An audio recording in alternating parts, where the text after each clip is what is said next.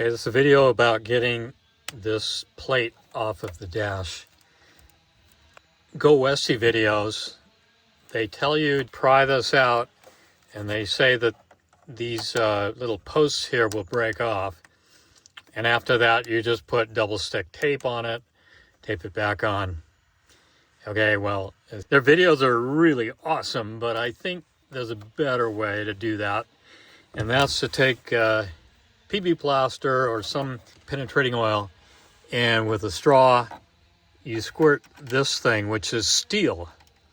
Anyway, you get back, you take the cluster off and you get back in there and you squirt that, and then you can get up there. One of mine broke off and I glued it back on with this 2-part epoxy, and I hope it doesn't break off again. Okay, but what I would do when you put it back on there, put a little bit of grease on there and grease on there, and then when you stick it in there, maybe next time it will be easier to get out. Okay, another thing I did was this was burned out, and I put an LED in there.